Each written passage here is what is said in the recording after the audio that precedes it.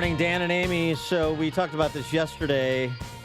The post-mortem on the investigation, the FBI's criminal investigation of Hillary Clinton, her homebrew server, trafficking and classified information illicitly, and so forth, just gets more bizarre. And the latest development being this issue of oleaginous Democrat governor of Virginia, Terry McAuliffe, a Clinton confidant, giving nearly $500,000 to the wife of a now deputy FBI director, Andrew McCabe, when she ran last year. His wife did, Dr. Jill McCabe, when she ran last year for Virginia State Senate and lost. And whether or not that presents at least the indicia of impropriety. Is that a problem? A little. And for is $675,000 a lot for a state Senate race? Well, it's a lot for a state Senate race. I think the total spend for Dr. Jill was $1.8 million, so it's a lot, and a third coming from one source is also that's a problem. lot. For more on this, let's get an expert legal opinion, since I'm already screwed up the scope of the presidential pardon. Oh, it's okay, Dan. Don't get in the dumps because of that. No, thanks. We all make mistakes. Thanks for cheering me up. Don't be so hard on yourself. I hope Andy McCarthy didn't hear it. He'll lose respect for me. We're joined by former federal prosecutor and National Review Online columnist Andy McCarthy. Andy, thanks for joining us again. Appreciate it. Dan, I'm prepared to pardon you. Oh, thank you very much. And you can do so preemptively for future mistakes that I make. Boy, if that would work, we would all want to grab a piece of that. No, exactly. So what about this? I know we've talked to you many times on this, and you know Jim Comey personally. Again, former federal prosecutor. You prosecuted the first World Trade Center bombers, so you know this arena very well. And the issue of the argument they're making, he didn't help with the campaign, McCabe, so that was a separate and distinct thing from his professional responsibilities at FBI, and there's nothing to see here. How should we understand this apparent conflict? I think that the bottom line of it is that this particular one, especially compared to some of the other ones, is really, when you look at it hard, a lot of smoke but no fire. But it does indicate how careless they were about the appearance of impropriety. And I think that the lesson is that you do get careless and sloppy when you know there's not going to be any case. So when you know that you're eventually going to file an indictment and the case is going to go to trial, or there's a good chance of it, and everything your agents have done is going to be scrubbed by defense lawyers and analyzed by a federal judge, then you make sure you carefully dot all the I's, cross all the T's, and stay away from arrangements that smell funky when people look at them. They didn't do that here, and I think they didn't do it because they knew there was never going to be a case. Well, yeah, but okay, but I mean, this case, as high profile as it was, and the decision to come forward and speak publicly and release documents about it, which had to be made at some point along the way, and then you don't think about, well, is there anything where it's going to look like this thing was cooked for Hillary Clinton from the outset? And this would be one of those things, wouldn't it? Yeah, except let's test that theory, because I think that's exactly what people do think. I think you're quite right about that.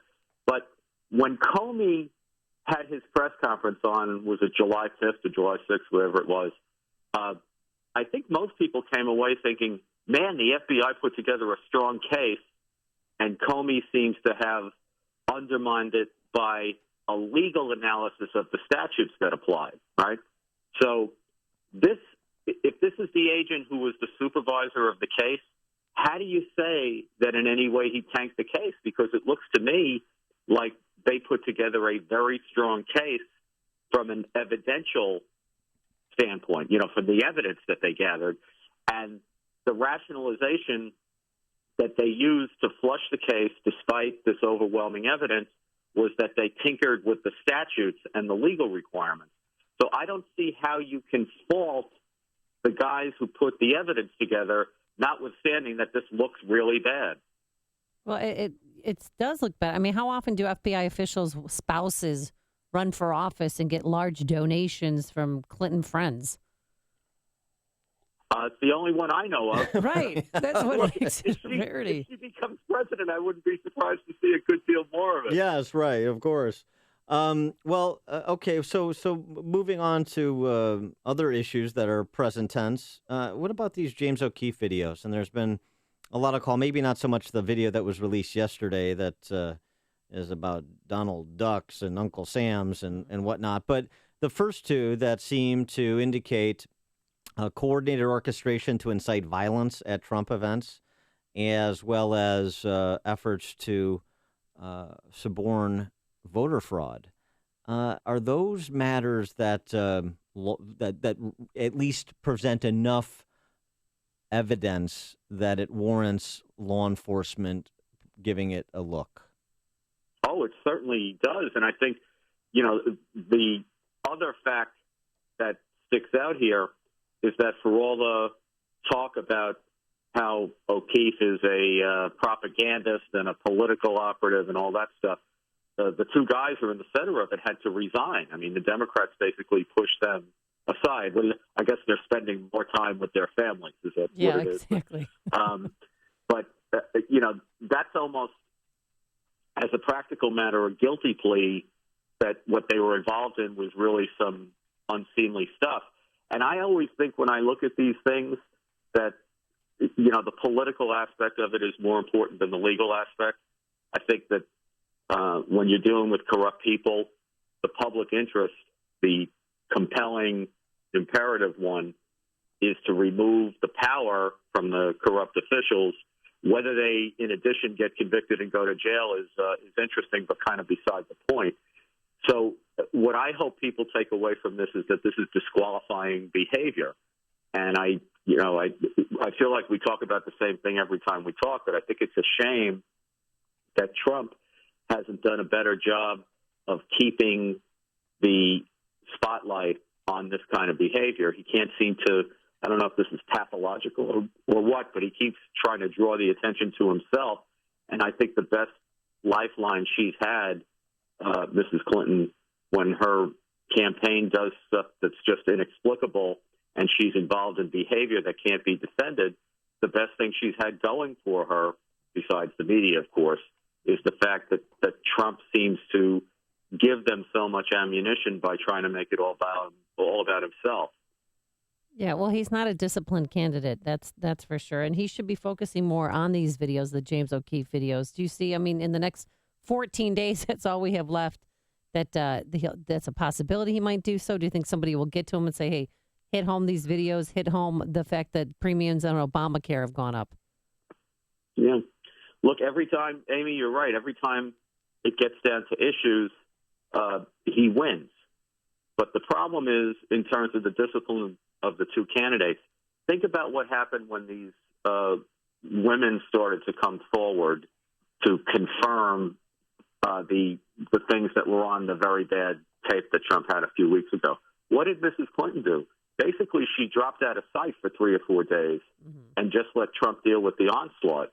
And I think the problem that we have in reverse is that when the onslaught comes for the Clinton campaign, which is fairly often given the amount of misconduct information there is about them, he doesn't seem to allow that to happen. He can't seem to help himself from stepping on the story. And even in that speech that he gave at Gettysburg over the weekend, there was a lot of great substantive stuff in that. But he couldn't help himself but pledge at the beginning that all these women are going to be sued after the election, which naturally, for purposes of the media, became the story and kind of stepped on all the good things he said from a substance standpoint. So I just think he's making it very hard on himself. But look, I'm not a political analyst. I know as much as anybody does, which is nothing. I mean, it's gonna depend on how ticked off people are at what's going on in Washington and how much they perceive Mrs. Clinton as part of the problem and how well the polls measure this stuff. And I don't have a good answer to that. Everybody's a political analyst and nobody's a political analyst this cycle. Andy McCarthy, National Review Online. Check out his writings. Thanks so much for joining us again, Andy. Appreciate it. Thanks. And he joined us on our turnkey.pro answer line.